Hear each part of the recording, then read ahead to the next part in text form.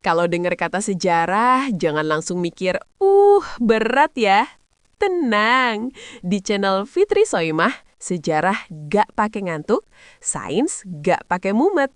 Kita bahas makhluk purba yang masih hidup. Iya, bukan cuma mantan yang susah punah, fakta aneh tapi nyata, dan pengetahuan seru yang bikin, pantesan. Belajar santai, ketawa dikit, pintar pelan-pelan. Yuk mulai, sebelum kamu scroll ke video kucing lagi.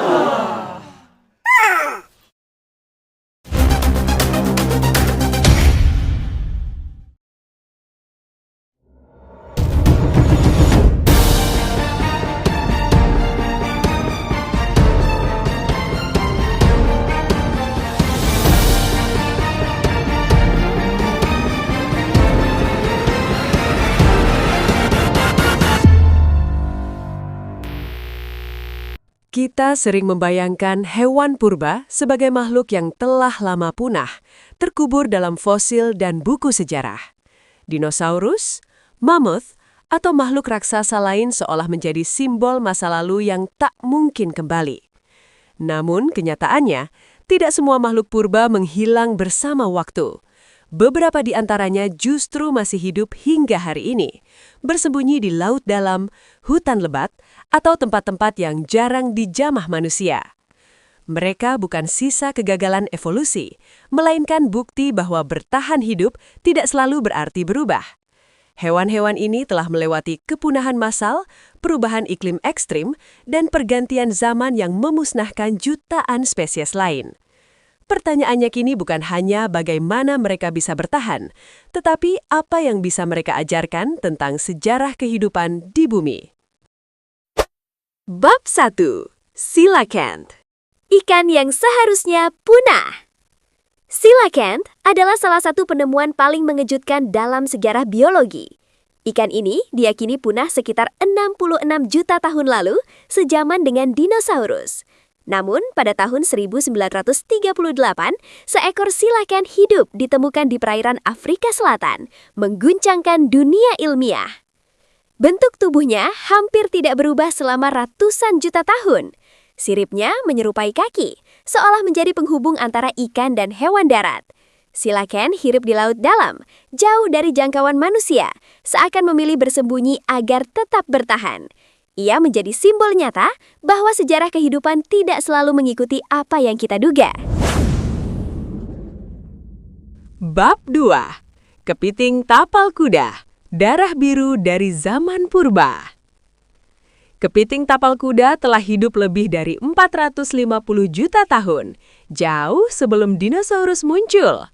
Bentuk tubuhnya nyaris tidak berubah sejak era Paleozoikum. Namun yang paling mengejutkan bukan penampilannya, melainkan darahnya yang berwarna biru. Darah kepiting tapal kuda sangat sensitif terhadap bakteri, sehingga digunakan dalam dunia medis modern hingga hari ini. Makhluk purba ini menjadi contoh bagaimana spesies kuno masih memegang peranan penting dalam kehidupan manusia modern sebelum dinosaurus. Tanpa banyak kita sadari. Hiu telah menghuni lautan selama lebih dari 400 juta tahun. Mereka selamat dari 5 kepunahan massal besar yang memusnahkan sebagian besar kehidupan di bumi. Rahasianya terletak pada desain tubuh yang hampir sempurna, sederhana, efisien, dan mematikan. Berbagai spesies hiu modern masih membawa ciri-ciri purba, menjadikan mereka saksi hidup evolusi laut.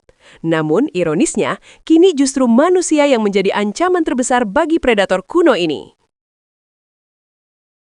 Bab 4. Komodo, naga terakhir di bumi. Komodo adalah reptil raksasa yang sering disebut sebagai naga terakhir.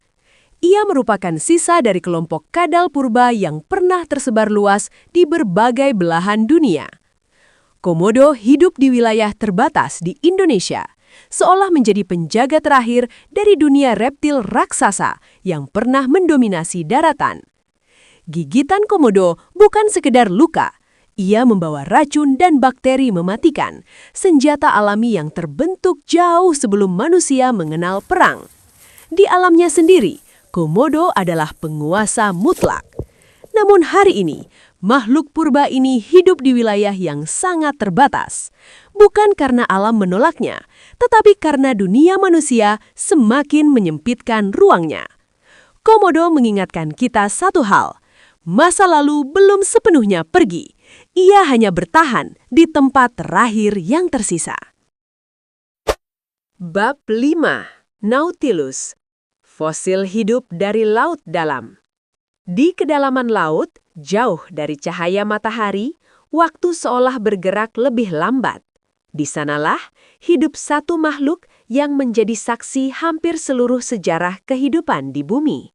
Nautilus.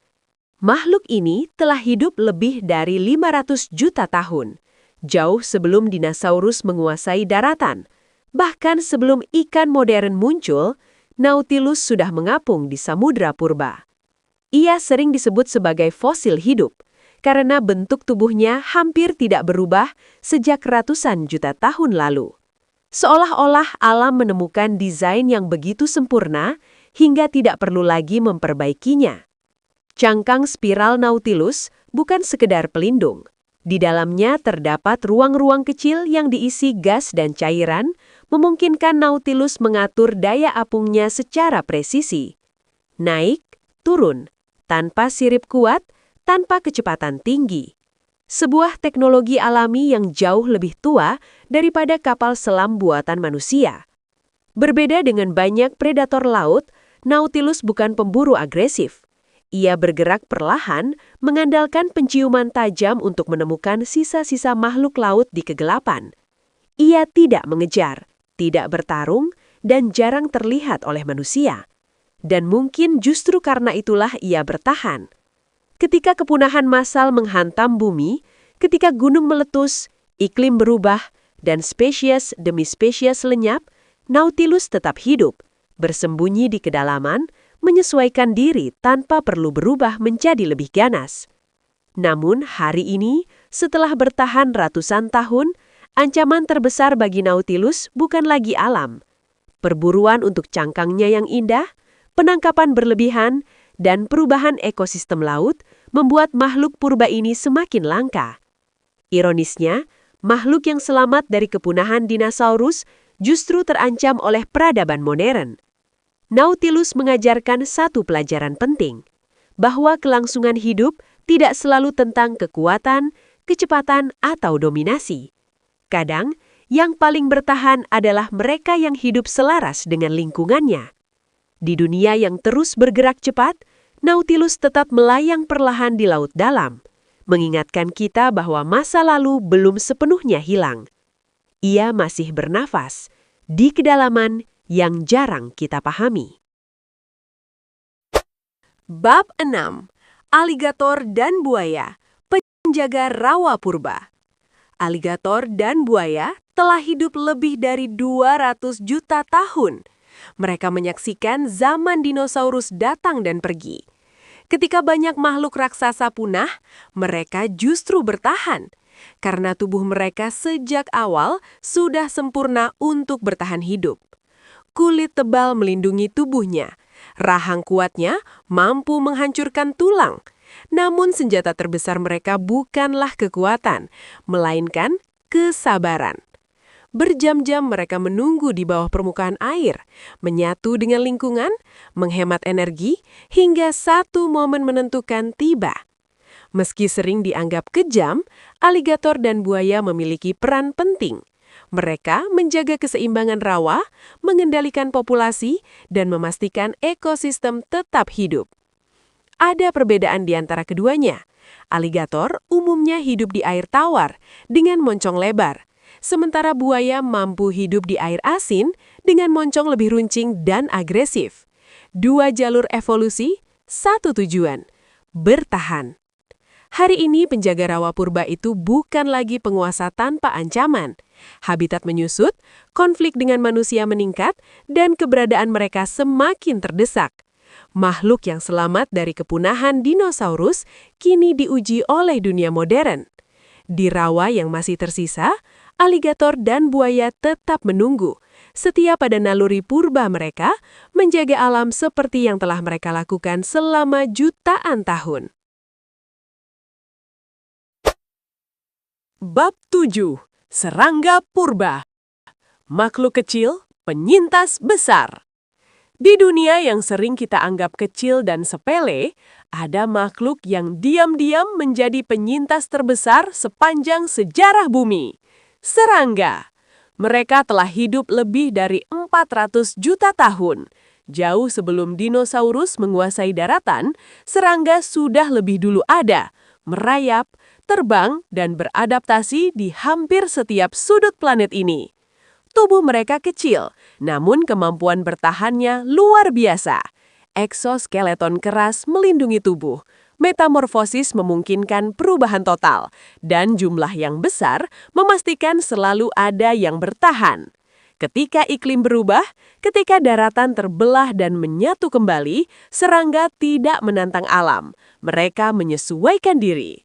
Beberapa jenis, seperti kecoak, nyaris tidak berubah selama jutaan tahun. Mereka bertahan dari kepunahan massal, dari dingin ekstrem hingga panas membakar, bahkan dari bencana yang memusnahkan makhluk jauh lebih besar. Namun, serangga bukan sekadar penyintas. Mereka adalah fondasi kehidupan.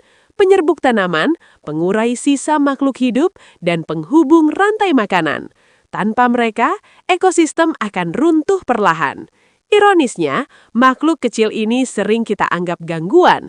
Padahal, tanpa mereka, kehidupan seperti yang kita kenal tidak akan pernah ada.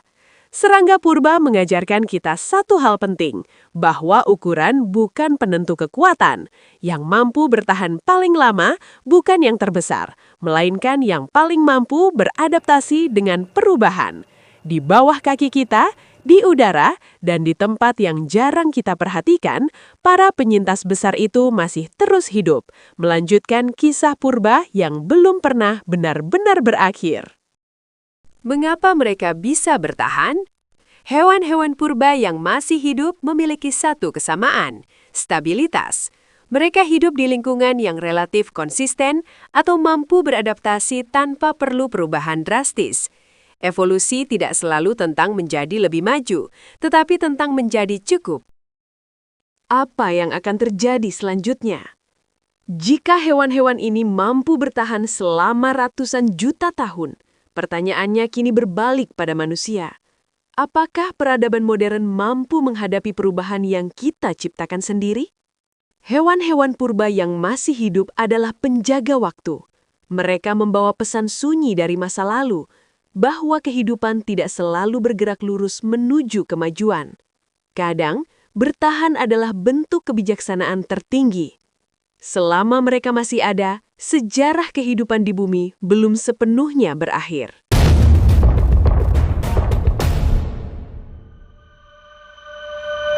Terima kasih sudah menyaksikan perjalanan cerita hari ini bersama aku, Fitri Soimah. Semoga apa yang kita bahas barusan bisa menambah wawasan, membuka sudut pandang baru, dan tentu saja membawa kebaikan untuk kita semua.